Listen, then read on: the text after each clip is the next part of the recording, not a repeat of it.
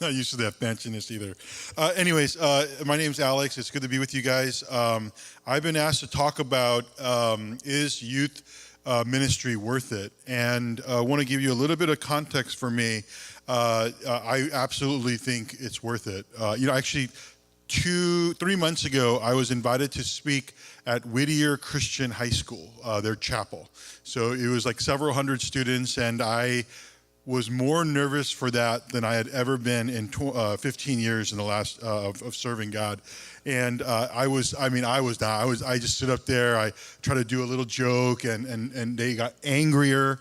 And then I just said, I play Fortnite, and then they all screamed and they cheered for me, and it was really.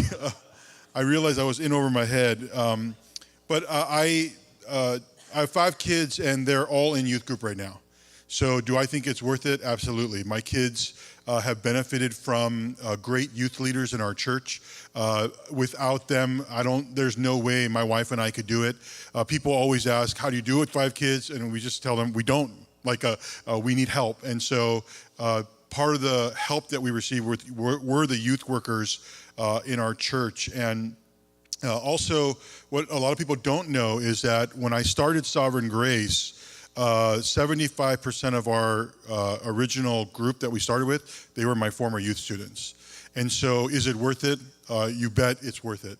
And I get to still do weddings of the students that I minister to. I am in our church. I still see a lot of our youth students. So I have one of our core leaders. I've known them for over 20 years. And so to have that relationship, it's been really absolutely wonderful. Also, I know that people have been talking a little bit about the hardship of youth ministry, but I also want to encourage you as a lead pastor. I do envy youth workers now because I wish our church people would leave every 4 years. It's to have that fresh cycle. Sometimes it's nice. I know you guys are looking at me real dirty, but you know what I'm talking about. And so there's also a freshness that comes, right? There's a little bit of new people, new blood, new class, new problems, new interests, new technology, new culture. And so for me, I actually love that. I'm a person who loves change. So for me, church planting is easy, pastoring is hard. And so that's you heard the church planter side of me come out. I'll give you 3 things why I think it's worth it. Number 1, youth ministry will make you a better preacher. I would say that if you look at and you survey, you write down the top 10 preachers that you love the most, I guarantee you at least 6 or 7 of them were youth pastors before. And there's a reason why youth ministry makes you a better preacher. Because as Steve Bain shared, you're not preaching to the choir. College ministry is T-ball. They want to be there. They're there. It's very rare to find somebody who got dragged to a campus ministry. But youth ministry, almost all of them got dragged, right? And so for you to learn how to preach to the cynic, the skeptic, that is an art that will refine your preaching, and it requires more studying, not less. And so for you as youth workers, those Saturday night specials, because they're kids, absolutely wrong thinking. If you approach them like the adults that they are, and you approach them as the marginal and prodigals that they are, you will find that it is the most rewarding thing to do. It is hard.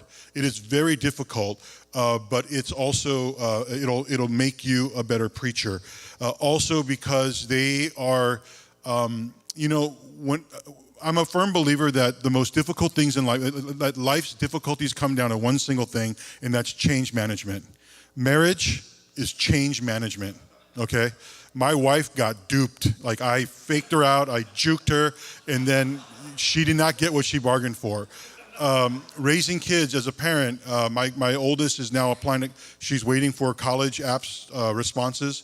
And so I can tell you that being a parent comes down to change management. Being a pastor, it's about managing change. And so youth ministry is very interesting because of all the changes that they're going through in those 7 years. If you go back to when you were a sixth grader, seventh grader, till you were a senior in high school, there were more changes in those 7 years. I mean, your body, your what you thought was cool, what you enjoyed, those changed at such a rapid pace that preaching to an ever-changing group requires a gift, requires study, but it will make you better if you take it seriously. The second thing is that youth ministry will make you more missional, okay? Again, because most of the kids you are ministering to are not Christian, right? Now, do they go to church? Yes, but if you get to talk to them, all of them, I would say this, that most of them are either not Christian or they're not sure if they're Christian, okay? I have 5 kids. All of them, by the age of 11, said, I'm a Jesus follower, all of them. But because I'm a Presbyterian church, we don't baptize them at the confession of faith. They were baptized as believers. But it's a good thing for us because my own kids are struggling with their faith right now. 17, 16, 15 years old. They don't know if they're Christian. And so for me, raising teenagers is a reminder all the time that you have to be a missionary, not necessarily a pastor. So I would encourage you as youth workers, don't just read pastors writing books. You should be reading, you should be going to church planting conferences. You should be going to missions conferences because you are missionaries. And wearing the missionary hat, I think, will drastically change the way you view your ministry and how you experience it. I know, again, a lot was made of you're planting seeds. I actually disagree with that. In the U.S., 85% of all Christians accept Christ before the age of 18. Youth ministry, statistically, is the last line of defense, statistically, for the vast majority of people accepting Christ, okay? College ministry get to pluck the fruit, but you guys are actually the ones, not just they're coming to faith in our youth ministries. And so you have to know that, like most people in America accept Christ before the age of 18. And so, and I think one of the blessings of youth ministry is that the mission field, you don't have to go on a mission trip in youth ministry because the mission field shows up every Friday night. And so that's a really powerful experience. The last thing I would say this is, it's not so much why is it worth it, but I just want to give you a little bit of kind of cultural, a cultural opinion of mine, and that is I think one of the things that has hindered youth ministry greatly is that we view them as kids. They are adults. So can we get the first slide? When you go to Barnes & Noble and you type in young adult books, this is what comes out.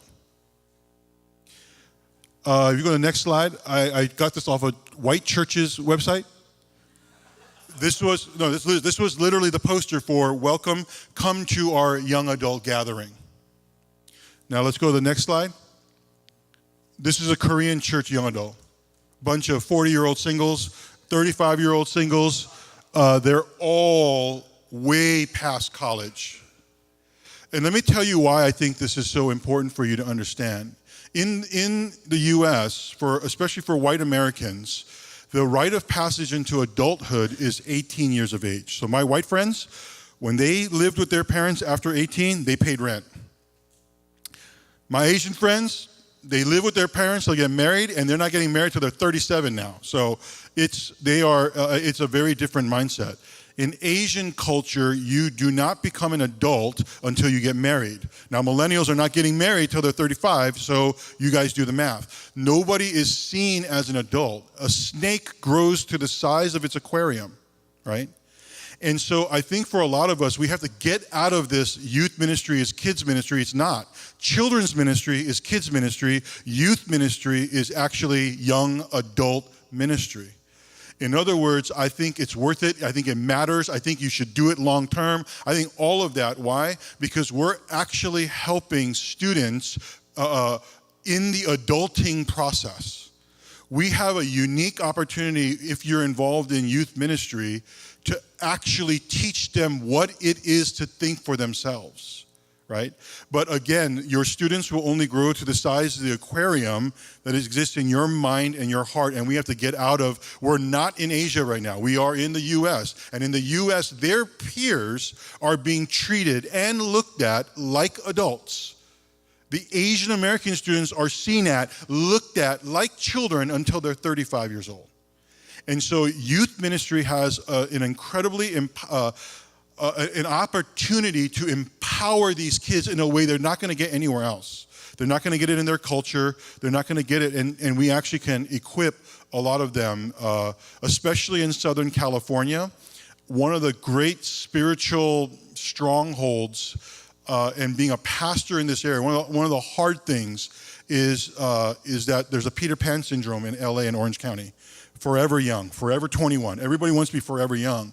And nobody knows how to become an adult anymore. And so we actually have the opportunity to do that.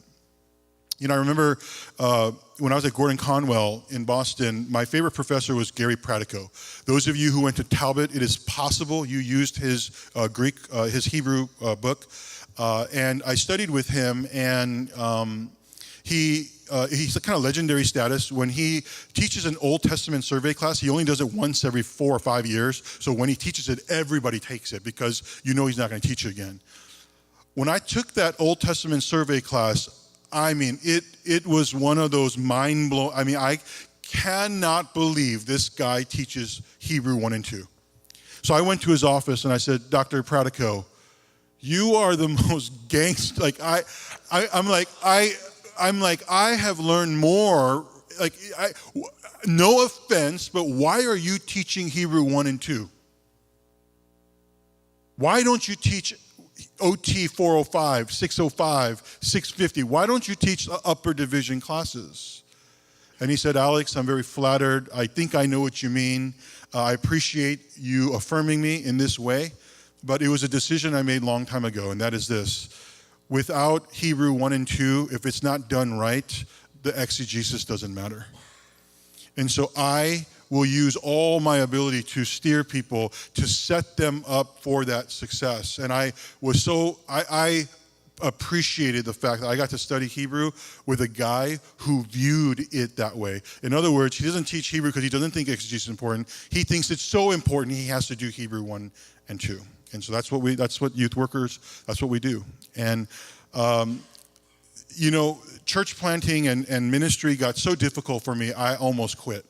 When I say I didn't mean I almost quit leaving my church. I almost quit ministry. Like literally, I was like looking, I have Costco application on my desk. It's always there. My wife and I talked about where we would move, where we would live, what we would do. And when I was on my 6-month medical leave, our youth pastor stepped down, and I was 6 months of not working, and I decided that I'm going to do youth ministry as a lead pastor. So for 9 months, I did youth ministry. During that time, I told my wife, you do all the rides, I'm doing all the rides. I'm going to pick up my kids, our kids. I'm gonna take them to the shopping mall with their friends. I'm gonna give them rides to the Girl Scouts. And it was just I was just listening to these kids talk.